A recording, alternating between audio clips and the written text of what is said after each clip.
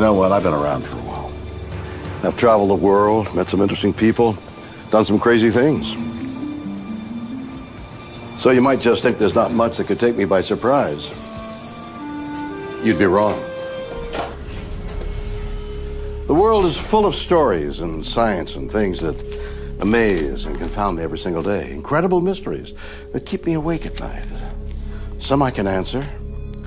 Others just defy logic. Can people move from the present into the past or future? Eyewitnesses report a woman materializing from thin air. Could she be a time traveler? An ancient stone structure suggests the incredible. Did ancient pagan worshippers practice human sacrifice in New Hampshire? Plants seem to possess strange powers, allowing them to detect human thought. Are they sentient beings with dark intent? Yep. It's a weird world. And I love it.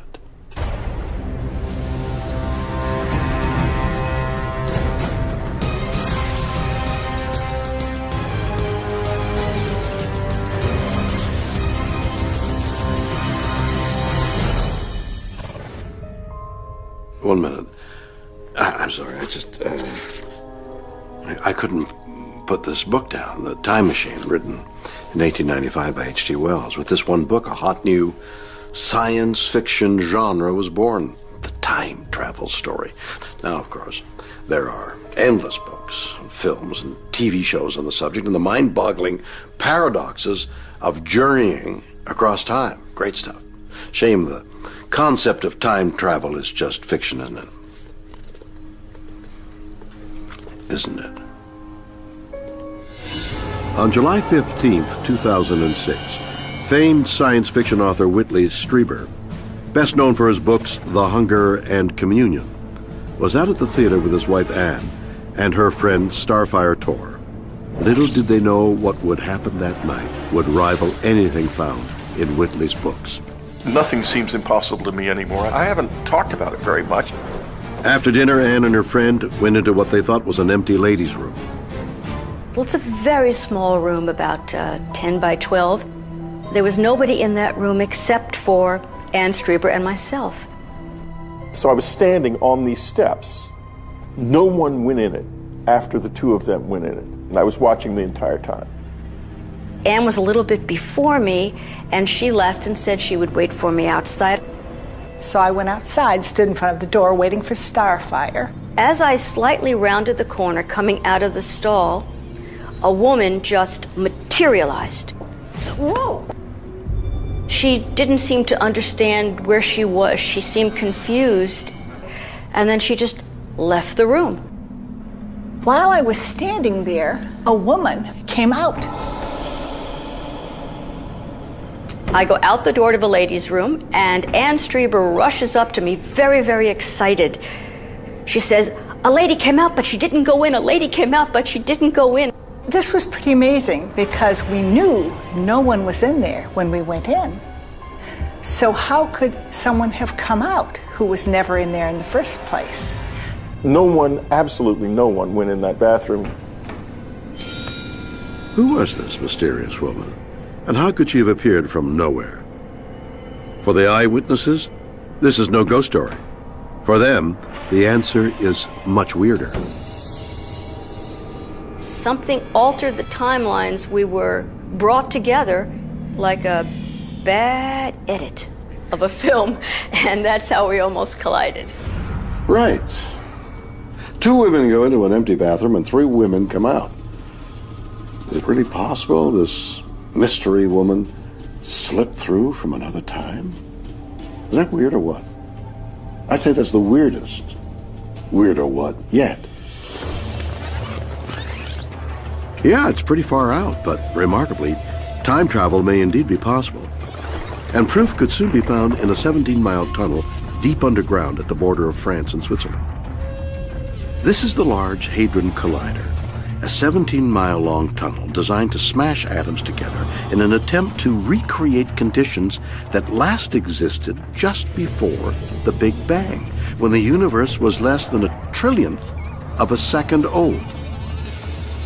Scientists at the LHC are trying to understand what happened in that critical moment to make our universe what it is. By solving this, they hope to shed light on some of the most fundamental unanswered questions in physics.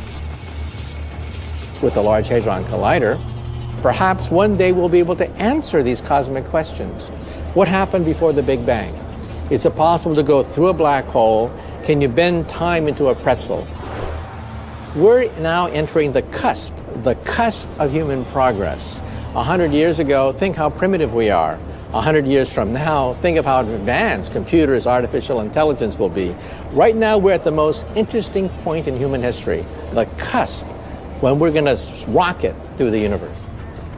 A complete understanding of how the entire universe is really constructed might enable future physicists to find a way to manipulate the fabric of space-time itself and travel into the past or future. But can we really manipulate time? To find out, we first need to investigate time itself. Isaac Newton imagined time as an arrow, always traveling straight forward in one direction. But then Albert Einstein came along and said that time is more like a river that can meander, flow at different speeds, and even eddy back upon itself. Now we look at a river and we think of the spot on the river where we are is something like the present moment. And then upstream from us is the future. This is coming towards us. It's relentless. It's sort of inevitable. In a moment, what was up there is going to be here. And downstream from us, we can think of as the past. So these are events that have already happened. So there you have it. You've got the future, you've got the present moment, you've got the past. Is it possible to go against the flow of time into the future? Or move even further downstream into the past? Going back in time is simple, theoretically. All we need to do is beat light to its destination, travel faster than light speed. How fast is that? Well, as Albert Einstein figured out, light travels at a fixed and constant speed throughout the universe of 186,000 miles per second. And the space shuttle can travel around 5 miles per second, so we have a bit of a problem. But our hopes of meeting our ancestors aren't over yet. Modern physicists have built on Einstein's theories and discovered that although we may not be able to beat light in a head-to-head race, we might be able to cheat and take a shortcut. Going back in time is simple, theoretically. To do this, a time traveler would need to bend the fabric of space, connecting two distant points to create a theoretical tunnel through space and time known as a wormhole. There are two parallel universes. Perhaps it might be possible to build a gateway between these universes, a wormhole, a shortcut, like the looking glass of Alice. Think of Alice in Wonderland. She had a looking glass and she put her hand through it and her hand went to the other side of forever. That is a wormhole. But could we manipulate the very fabric of time and space? If we have something called negative matter or negative energy, it might be possible to build a gateway to another universe, a gateway to another point in space or time. Now, of course, in science fiction, we have the dilithium crystals of Star Trek. People talk about spice. People talk about other exotic chemicals that will open these gateways. Well, I'm a physicist. To us, it's negative matter or negative energy. Negative energy we can actually create in the laboratory. It's already been done, but only in microscopic quantities. Negative matter we've never seen before. If we can find a negative matter meteorite in outer space, just perhaps, maybe we can harness it to open a gateway to another universe. The only problem is the amount of energy required to punch a hole to the other side of the universe is impossible for us to achieve with our current technology. The trick is to assemble enough positive and negative energy in order to rip open the fabric of space and time. That's really hard. We're talking about the energy of a black hole, the energy of a star, in order to bend time into a pretzel. What do you mean it's impractical to go back in time? Can't make a wormhole. What's wrong with these eggheads? Okay, so traveling into the past might be a tad beyond our reach, but here's something surprising. Most physicists believe it's possible, relatively easy in fact, to travel into the future. How do you exploit Einstein's theory of relativity to travel into the future? Well, it turns out it's not that hard to do. Now, it's hard from an engineering point of view. You just need a really fast spaceship, which we don't have. But if you had one, here's what you do. You just go on a long journey and come back home. Remarkably, this is possible because time behaves differently when an object or person travels at high velocity. It's called time dilation. If you move fast enough, your clock will disagree from a clock that's been left at home. A similar thing can happen if you spend a lot of time in a strong gravitational field, like near a black hole, for example. This amazing feat has actually already been accomplished. Russian cosmonaut Sergei Krikalev has spent more time in space than any other human being. From 1988 to 2005, Krikalev spent 803 days orbiting the Earth at high speed. At times, Krikalev was traveling at 17,000 miles per hour. Nowhere near the speed of light, but fast enough to travel forward in time. It's only about 1/50th of a second, so it's almost too small to even notice. But he has aged just a little bit less than, let's say, if he had had a twin brother who had stayed on the ground. He's just a little bit younger than his brother would have been. Using this theory, it may be possible to travel thousands of years into the future. Imagine traveling all the way around the circumference of the Milky Way galaxy, our galaxy. Now, it's very big. It's about 150,000 light years around. So it's going to take a long time. You start accelerating at a rate of 1g, which is the normal force of gravity that you feel just sitting here. So you have this very mild acceleration, but you keep it up long enough, you're eventually going very fast. When you get halfway around, you start decelerating, and after many, many more years, you end up back on Earth where you started from. Here's the thing. To someone who has stayed at home and just watched you go and is waiting for your return, they have a long wait because it's going to take 150,000 years before you come back. But for you, from your point of view, on board this spaceship, only 23 years will have passed. So, although it seems impossible, time travel is, theoretically at least, real. And the Large Hadron Collider could yet witness science fiction become functioning science fact. In some theories where there's extra dimensions of space, in addition to the three that we see, little compact, tiny dimensions, extra dimensions of space, there's a speculative idea that they may be able to make a mini black hole in the Large Hadron Collider. So is it possible the mystery figure that appeared that night in Los Angeles was really a time traveler?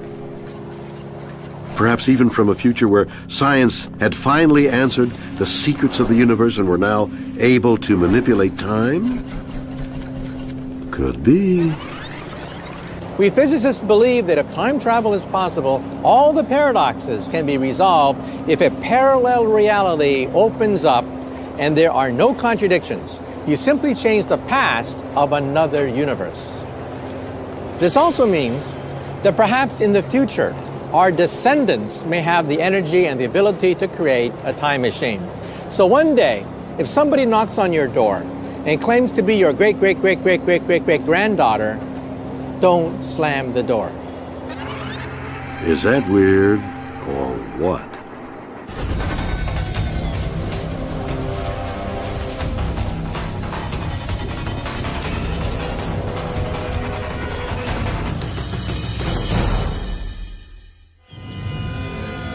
A mysterious set of stone structures in rural New Hampshire.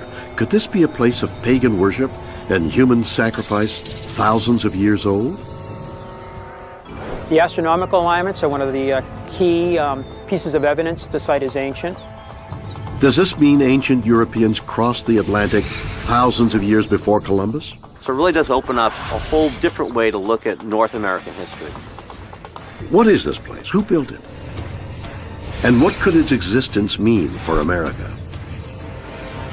Truth in history, it would seem, is a sliding scale. The facts that we know today may all crumble away with discoveries of tomorrow, and those discoveries are often to be uncovered in the most unlikely of places. For example, could an innocent-looking pile of rocks tucked away in the corner of a farmer's field in the northeastern United States challenge everything we think we know about American history? What if the first European to arrive in North America wasn't Christopher Columbus or even a Viking? What if, instead of coming to New England in search of religious freedom, the first European settlers came to practice human sacrifice?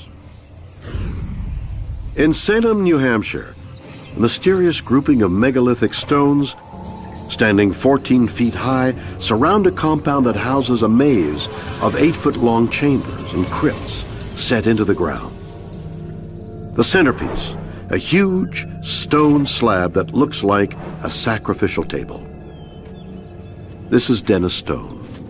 His family has owned the site for 3 generations, and he has an amazing theory. Stone believes that this is the oldest man-made structure in the entire United States. America's Stonehenge may be one of the more important archaeological sites in the Western Hemisphere. There are different theories of who built the site.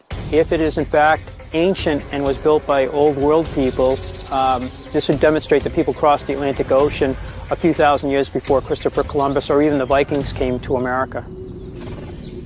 Sounds crazy, doesn't it? The very idea that explorers predating Columbus by millennia might have crossed the Atlantic and made America their home? Well, before you dismiss the idea, consider this.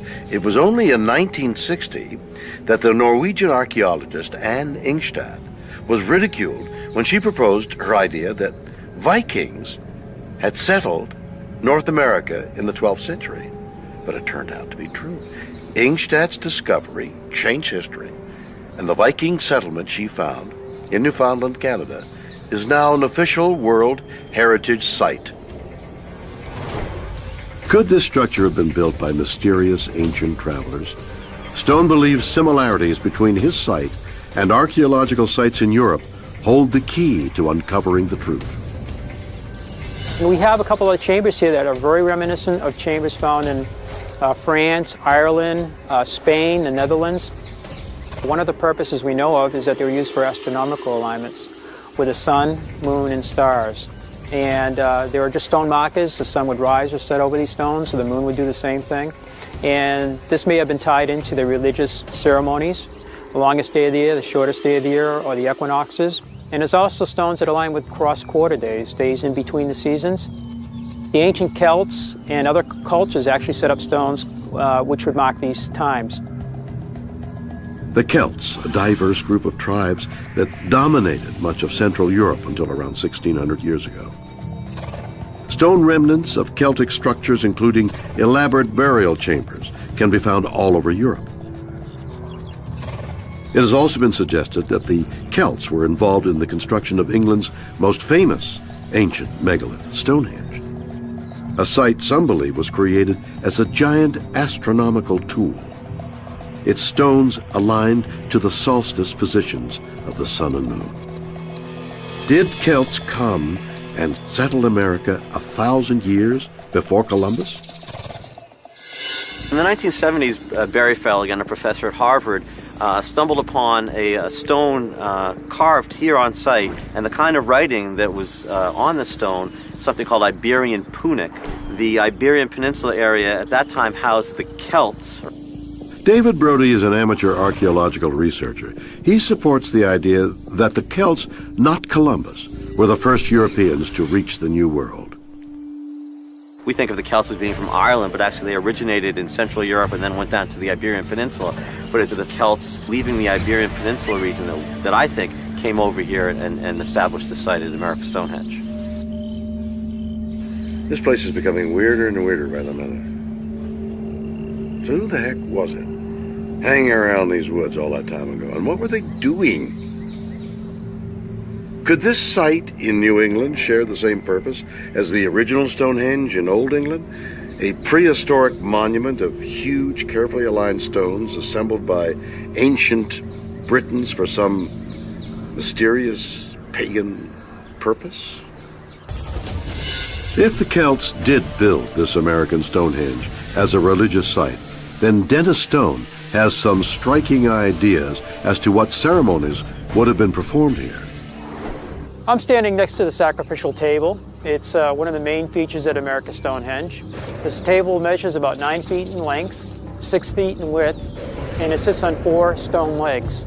On the surface of the stone, there's a rectangular cutout or a groove that's been made on the surface, and it has a little runoff.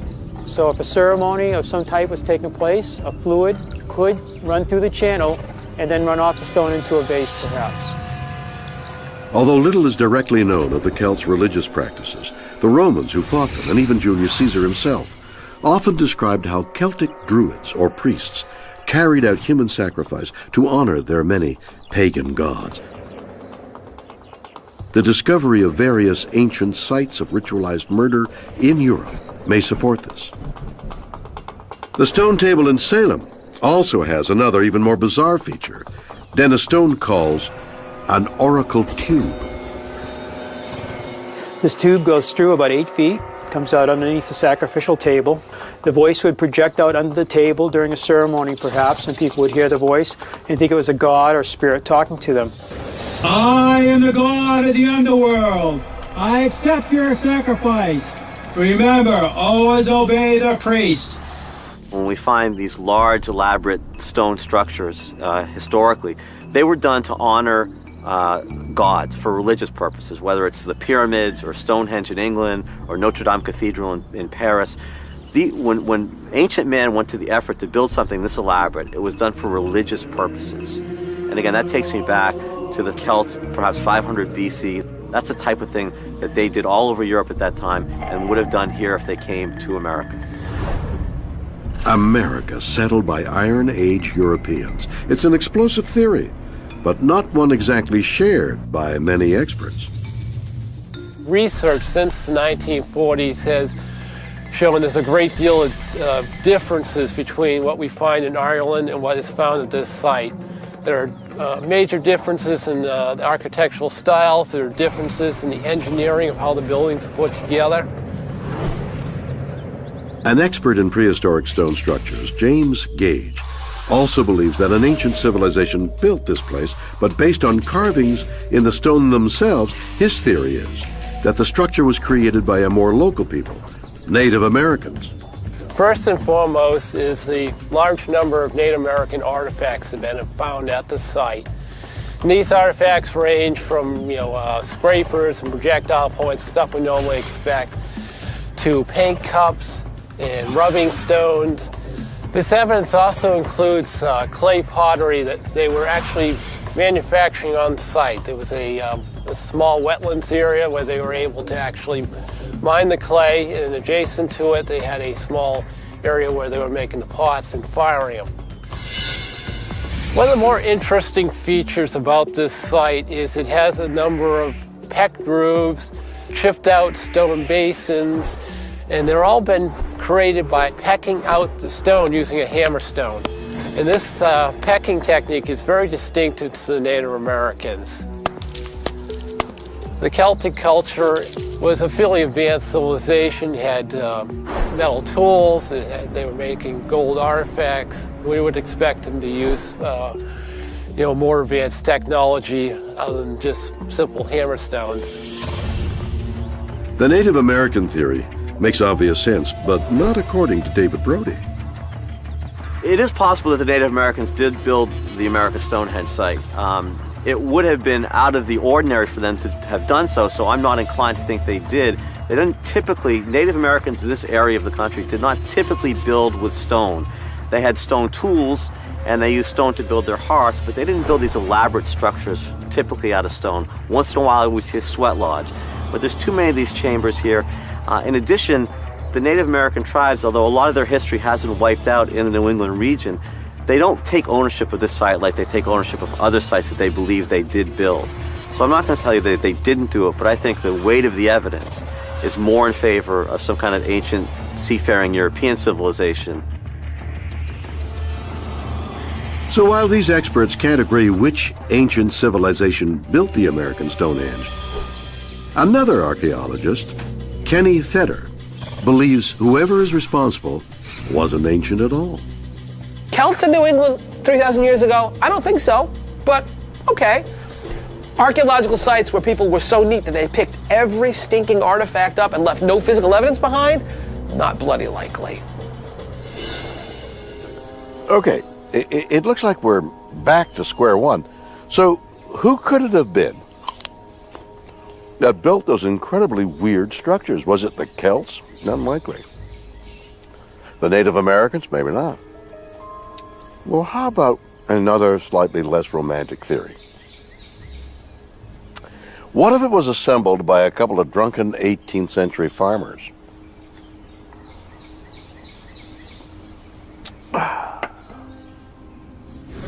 If America Stonehenge is what I think it is, which is 19th century idiosyncratic structures, that doesn't make it any less important than if it's a 3,000-year-old site with Celts traipsing around in southern New England. Makes it of different significance, but I don't think it makes it less significant. It just makes it different.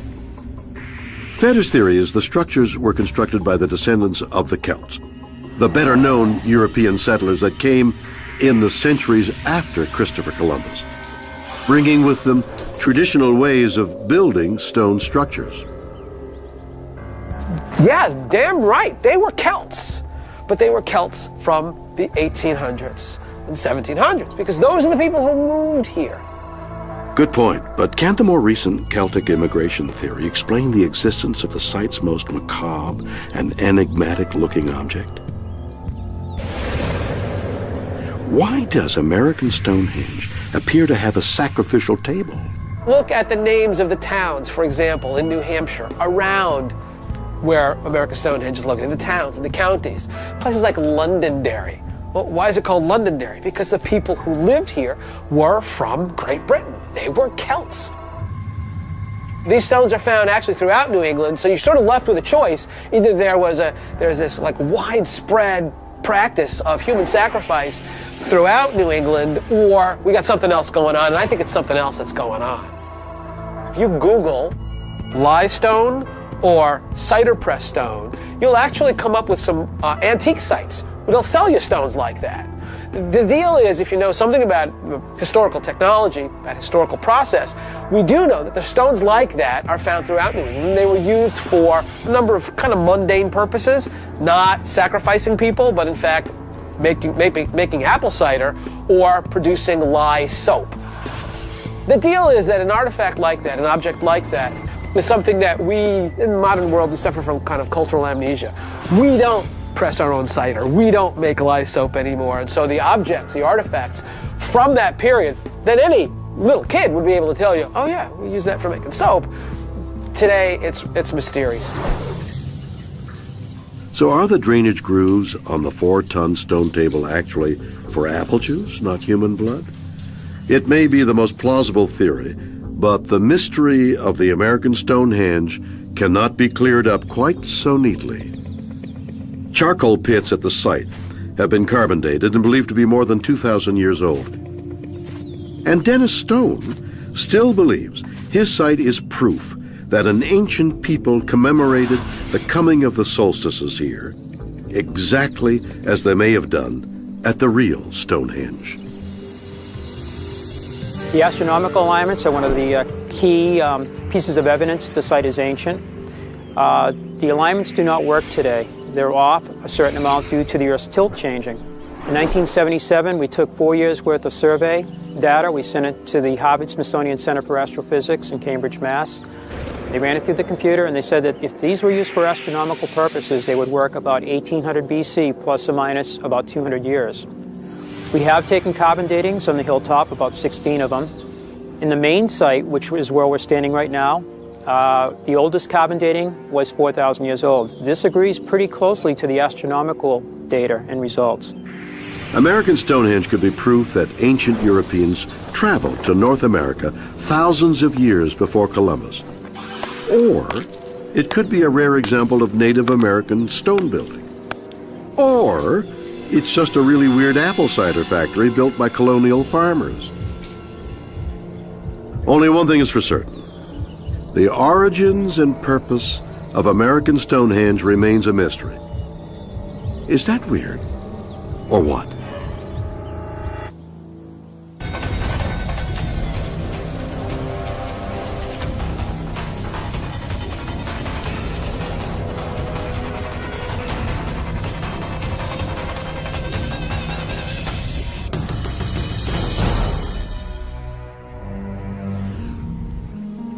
Most people don't believe this. But I have a real green thumb. The secret to my success? I talk to my plants, I stroke them, and I give them a little tender, loving care. Why? Because I believe plants, like humans, are emotional beings. They have feelings just like you and I do. They love, they fear, they can be affectionate, and they can communicate. You don't believe green matter has gray matter? No? Well, watch this.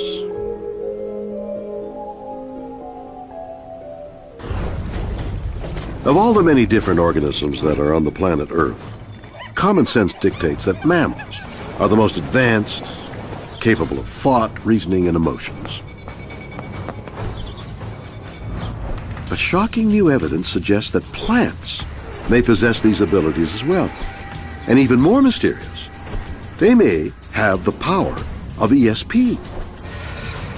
Is this science fiction? Or science fact? Researchers attempt to establish interspecies communication. Is that weird or what? Our story begins in Italy, where Carlo Schignazzi runs a 24-acre vineyard in the Tuscan hills. A music lover, Carlo was well known to serenade his grape pickers with an accordion.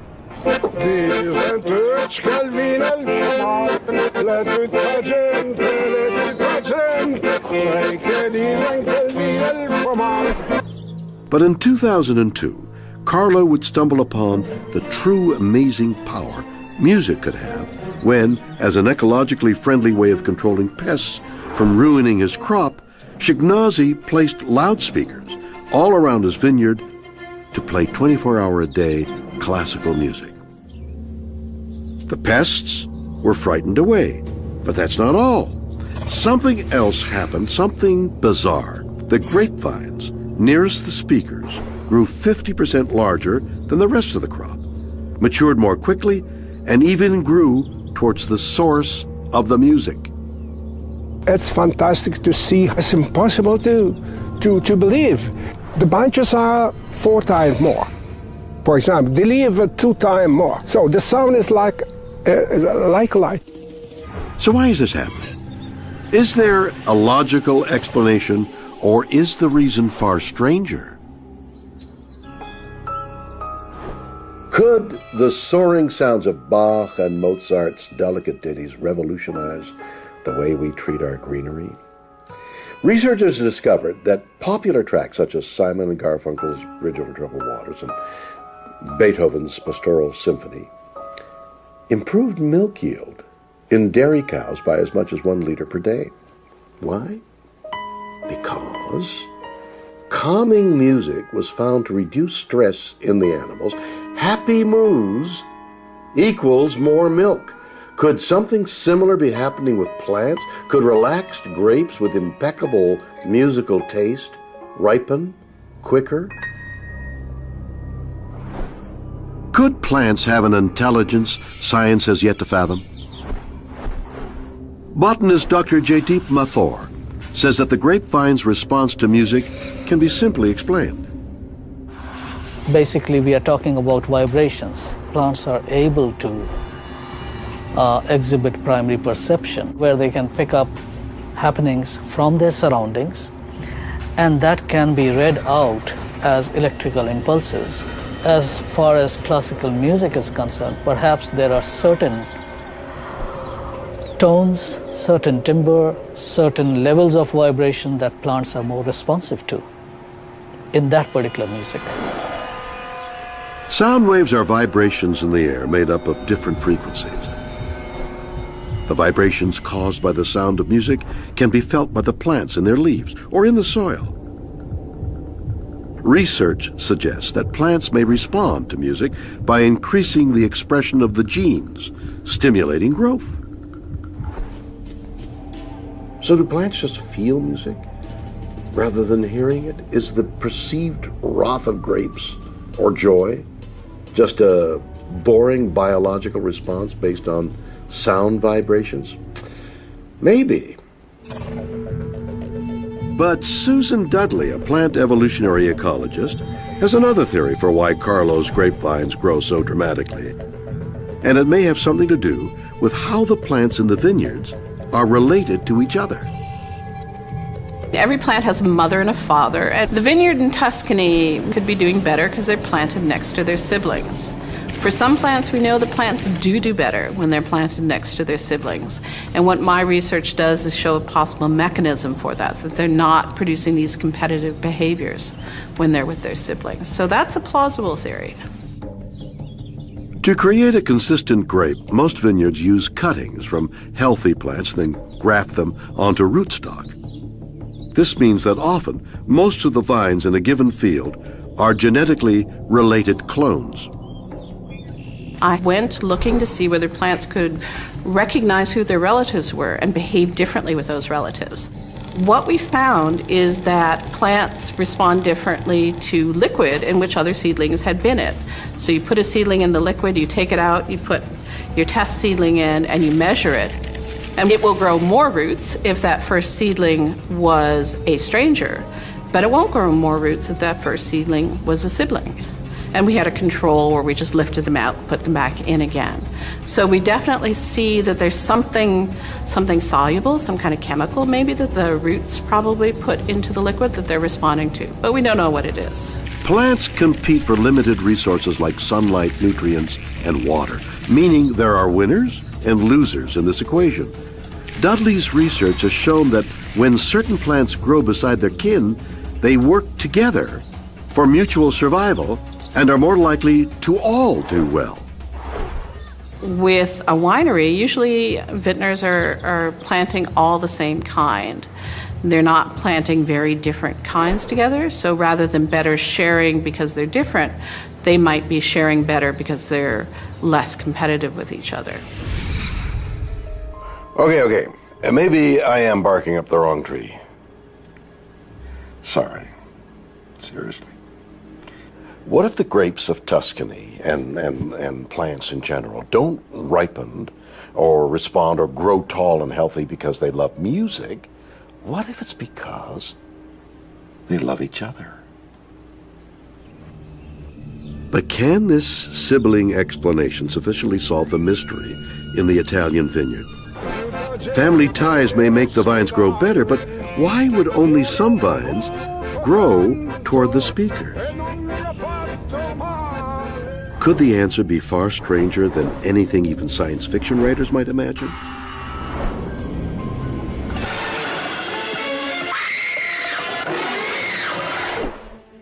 Could, as many researchers believe, vines and other plants be sentient beings capable of displaying conscious choice?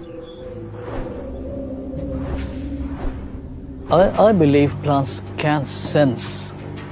Now, whether they can sense precisely our thoughts or the thoughts of other animals around them really remains to be proven. So I wouldn't go so far as saying that, yeah, they have the ESP and everything. However, what I definitely can say is they would be influenced very easily by changes in their environment. And that maybe reflects to a certain extent the thought process. We do not know. Jay Deep and his assistant Zach are going to put the sentient being theory to the test. They're going to hook up this plant to a state-of-the-art polygraph. Sensors will read the subtle changes in the plant's electrical activity to see how it responds to various stimuli. If there's a noticeable spike in the plant's electrical activity, then that would suggest that the plant can read human thoughts. I'm absolutely curious about what is the outcome from this particular experiment, because it might actually be an opening for the way my own research direction that will move into. Because if there's a positive response, I would really love to follow that up in a more scientific manner. For their first experiment, they're going to test what many gardeners believe to be a fact, that plants respond well to human touch. Lightly brushing the leaves and the stems of the plant. No, sorry, Zach. But there's no response. Now they're going to attempt what few scientists have ever tried before. Threatening thoughts. They're going to see if plants have ESP.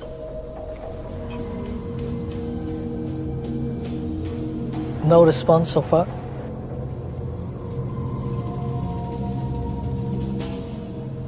That's all I got, yeah. We haven't gotten any responses yet, eh? Since there's no response, J. Jeep and Zach are going to raise the intensity of the next experiment. They're going to threaten the plant with violence. Cut plant.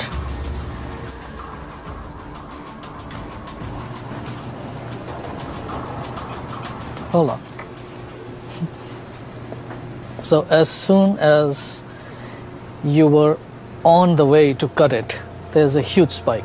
That's really interesting because it was at a lower level, spiked up, came down, went up again, and then has now started resting at another level. So the spike actually comes prior to your action.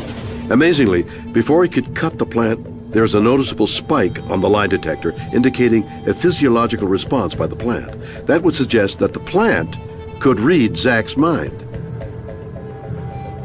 This was almost the perfect moment for a plant to have become anxious when you reached it with the scissors with a very clear intention, at least in your mind, unspoken.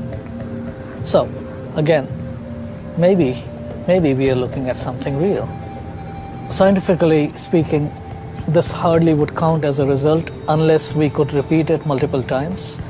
But the fact is, and it comes as a major surprise to me, because I was not expecting this at all. And we had already gone through one plant and looked at the other one and gone through different situations where we realized this is not happening. And then suddenly, when Zach moves in with a scissor, and I guess with a very clear intention of carrying the threat out, there is a very, very clear spike. So, if human beings are ever going to prove plants are sentient or have ESP, more research needs to be done. If it's ever proven true, the implications would be enormous. It would shake the very foundations of our human existence and necessitate a dramatic change in the way we relate with this mysterious species. Is that weird or what? So, 3 weird mysteries. A multitude of even weirder possible explanations. A woman materializes from nowhere into an LA bathroom. Did she use a wormhole to travel through time? Did she travel faster than light speed? Is any of this possible? A mysterious stone structure in New England. Proof that the ancient Celts settled the United States? Was this built by Native Americans? Or was it created in more recent times as a booze-making factory? Vines in Italy seemingly respond to the sounds of Mozart. Are plants sentient beings with human feelings and desires? You decide. Join me next time for more stories that will undoubtedly be weird or what?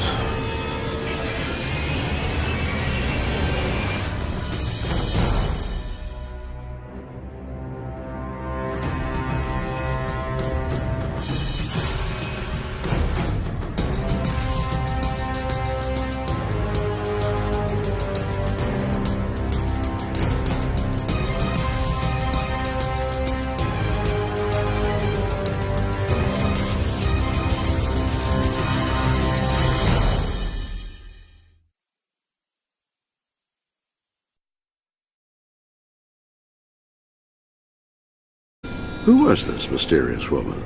And how could she have appeared from nowhere? For the eyewitnesses, this is no ghost story. For them, the answer is much weirder. Something altered the timelines. We were brought together like a bad edit of a film, and that's how we almost collided. Right. 2 women go into an empty bathroom and 3 women come out. Is it really possible this mystery woman slipped through from another time? Is that weird or what? I'd say that's the weirdest. Weird or what yet. Yeah, it's pretty far out, but remarkably, time travel may indeed be possible. And proof could soon be found in a 17-mile tunnel deep underground at the border of France and Switzerland. This is the Large Hadron Collider. Plants seem to possess strange powers, allowing them to detect human thought. Are they sentient beings with dark intent? Yep. It's a weird world. And I love it.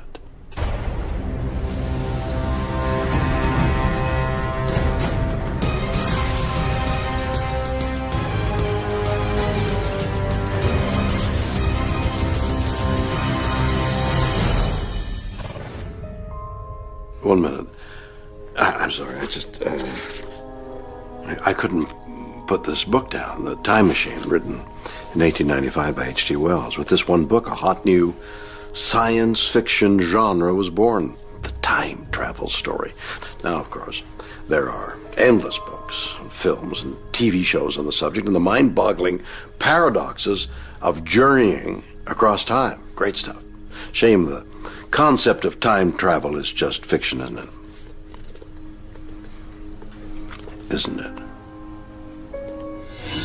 On July 15th, 2006, famed science fiction author Whitley Strieber, best known for his books The Hunger and Communion, was out at the theater with his wife Anne and her friend Starfire Tor.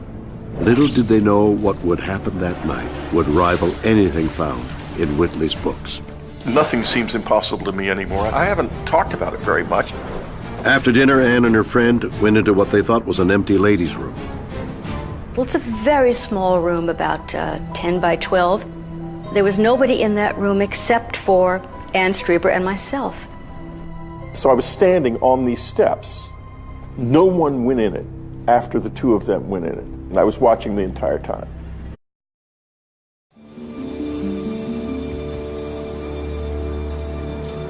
You know what? I've been around for a while. I've traveled the world, met some interesting people, done some crazy things. So you might just think there's not much that could take me by surprise. You'd be wrong. The world is full of stories and science and things that amaze and confound me every single day. Incredible mysteries that keep me awake at night. Some I can answer. Others just defy logic. Can people move from the present into the past or future? Eyewitnesses report a woman materializing from thin air. Could she be a time traveler? An ancient stone structure suggests the incredible. Did ancient pagan worshippers practice human sacrifice in New Hampshire? Anne was a little bit before me, and she left and said she would wait for me outside. So I went outside, stood in front of the door, waiting for Starfire. As I slightly rounded the corner, coming out of the stall, a woman just materialized. Whoa! She didn't seem to understand where she was. She seemed confused. And then she just left the room.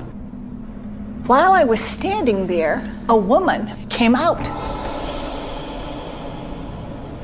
I go out the door to the ladies' room, and Anne Strieber rushes up to me, very, very excited. She says, "A lady came out, but she didn't go in. A lady came out, but she didn't go in." This was pretty amazing because we knew no one was in there when we went in.